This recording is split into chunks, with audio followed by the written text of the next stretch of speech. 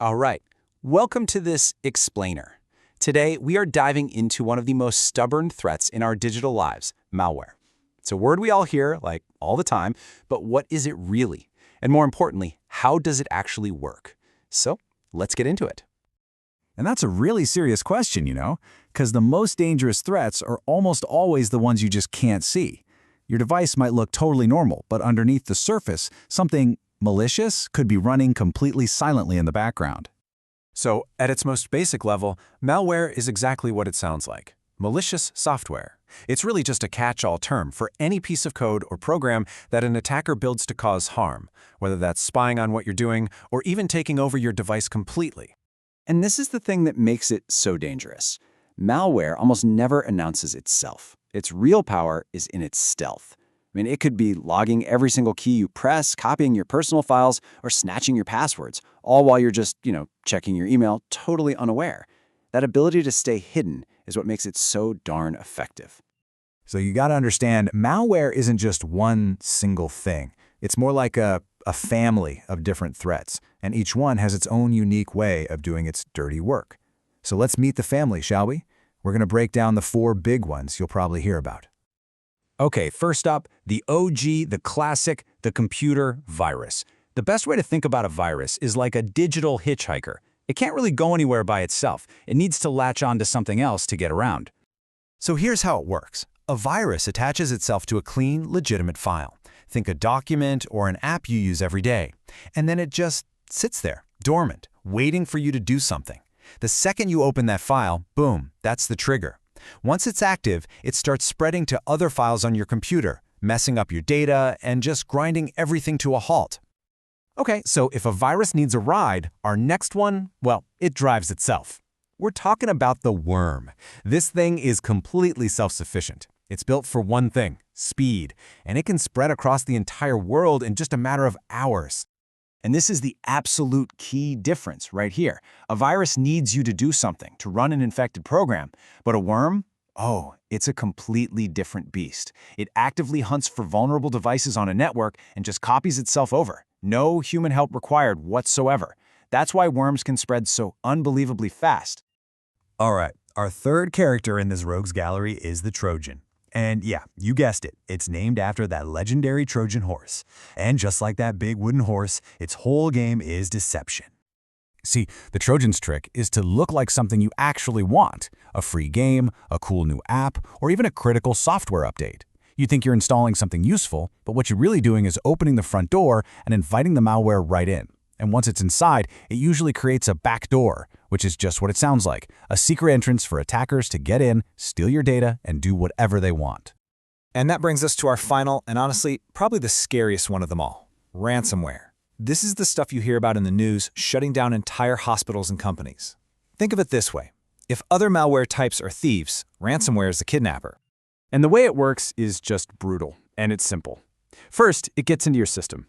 Second, it locks up all your files, your photos, your documents, everything, by encrypting them, making them totally useless to you. And finally, you get a message demanding a ransom, usually in crypto, to get the key to unlock your own data. Okay, let's take a quick breather and pull all that together. The virus, remember, needs you to act, and it wants to corrupt your files. The worm is all about spreading automatically and super fast across networks. The Trojan tricks you into letting it in so it can steal your info, and ransomware just wants to lock your stuff up and get paid. 4 very different approaches, 4 very different goals. Okay, so now we know what we're dealing with, right? The virus, the worm, the Trojan, ransomware. The next big question is, how does this stuff even get on our computers in the first place? And you might be surprised, it's less about some super genius technical hack and more about, well, us. Well, here are the most common ways it happens. Phishing emails, that's the big one for sure. But it can also sneak in through dodgy websites, fake browser extensions you might install, or even an old-school infected USB stick. And another huge one, software that you haven't updated, which leaves a known security hole wide open for attackers to just walk right through. There's this quote that just nails it. Malware doesn't usually force its way in. It is let in. Most of the time, it isn't breaking down some digital fortress. Nope. We're the ones who get tricked into opening the door and letting it walk right inside. And all of this leads to a super important point about how we defend ourselves. A lot of us think one tool is all we need, but in today's world, that's just not going to cut it. And I know what you're probably thinking right now, right? Hey, I've got antivirus software. I'm good. And look, it's definitely a critical piece of the puzzle, but it's not some magic shield. Well, not always. Here's the deal. Your antivirus is kind of like a security guard with a photo book of known criminals. These photos are called signatures. If a file comes along that matches a photo, the guard stops it. Simple. But what happens when a brand new criminal shows up, one that's never been seen before? There's no photo in the book, so they can just waltz right past the guard. That's exactly how brand new malware works. Yeah, and another thing to remember is that getting the malware onto your machine, that's almost never the end of the story. It's usually just the beginning, the first move in a much bigger game. So check out this typical attack chain. This is how it really plays out in the wild. It starts simple, with a phishing email. That email drops a piece of malware. That malware's only job is to steal your password. Then, the attacker uses your password to log into the network. And from there, they can get to their real goal, like stealing a ton of data or launching a massive ransomware attack. You see how that works? The malware wasn't the goal. It was just the crowbar they used to get in the door. Which brings us to our final point. And honestly, this is the most important part of this whole conversation. We can talk about fancy software and firewalls all day, but the real key to cybersecurity, it's not about the code. It's about us. So if you take away one thing from all this, let it be this.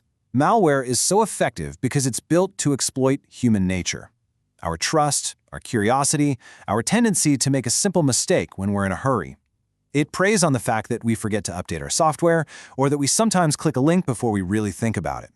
The tech is the weapon, sure, but the real vulnerability? Well, it's us. So at the end of the day, your best defense isn't some program you install. It's you. It's your awareness, your skepticism, your habits.